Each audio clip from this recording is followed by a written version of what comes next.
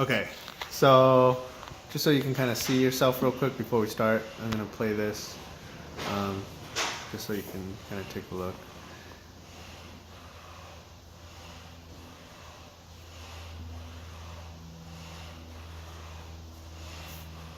Okay, so a couple things real quick from the side view.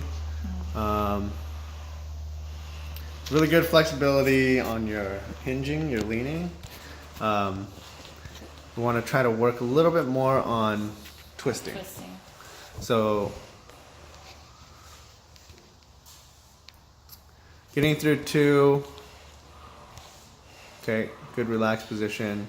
So I'm gonna kind of pause here to kind of highlight the difference. So going from here, even to the setup here, right? The difference between this, going from your two position into your setup, and for this two position here into the setup, the biggest difference is the twisting, right? So, I mean, some of this is kind of gonna play into itself as soon as you start twisting a little bit more. We'll get into the height of your top hand in a second on the recovery, but I think the biggest thing you want to try to go is from your two position, try to prevent yourself from just leaning forward. So both shoulders shouldn't be both moving forward. Okay. So you want to hang back that inside shoulder so that you're going to start creating a differential between the two. Okay. Okay, so I'm just going to circle and draw some lines just so you'll see it in the video later. So, oops. So, again, you want to see the outside shoulder, or your outside shoulder is going to move forward, and the inside shoulder is going to kind of hang back a little bit. So your inside shoulder is going to stay around here. See how my inside shoulder stays around there, but my outside shoulder moves forward. Okay. Right. So on this side, both of your shoulders kind of move forward. You have a very, very, very slight twist, but most of your reach is coming from just leaning forward. Okay. Okay.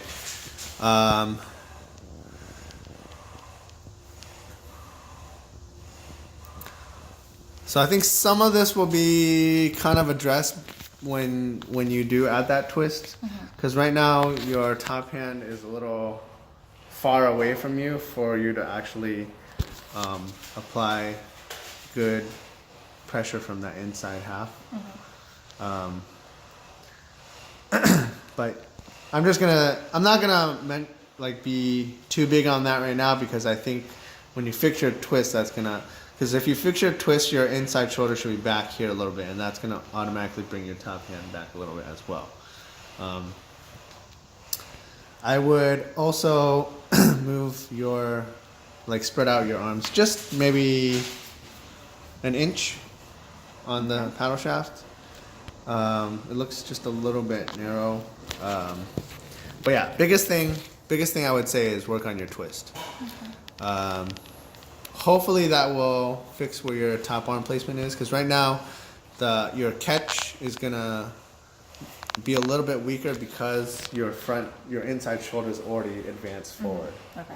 So you're gonna get much stronger if you start here versus you're in this position. Okay. Okay.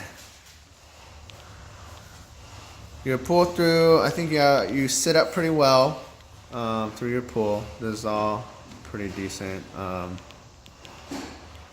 Now let's get into the recovery here. So the recovery, you can see I like that your outside hand relaxes a lot. I can see that wrist relaxed. I would make sure that my elbow is sticking out. Yeah. Don't tuck it in. Yeah, you told me that last time. And then your lower hand, your inside hand, make sure it comes up instead of going across your laps. Mainly because if I go across my lap here, now I have to go all the way over here versus moving away and up towards that inner shoulder, inner armpit of the person in front of you, then I only have this much to get over here. Okay. And I get on this a lot for people because people behind you are going to rely on that for timing. So if you come here and someone else is here, it's going to look like different timings, right? Even though maybe you'll still get your paddle in at the same time, but the person behind you might get thrown off, right? Okay, so I think those were the main. So the biggest thing for you to work on is the twist. So going from your 2 to 3. Try to work on getting the paddle forward by working your twist instead of your lean. Okay. The lean will come naturally when you're trying to get weight on the blade, but you should never lean forward just to get paddle distance in the catch. Okay. Now let's move to the front view. There's only one thing I want to mention from the front view. You can see a lot clearer from the front view is how you're positioning your top hand in relation to that paddle shaft. So this kind of gets back into what we were talking about with like how you're using your top hand to kind of resist the paddle trying to push against it. So obviously you're gonna most effectively be able to resist motion if you kind of use your bone to help you out, right? So right now the paddle shaft is not quite centered with your palm. So try to just move your hand so it's a little bit more centered.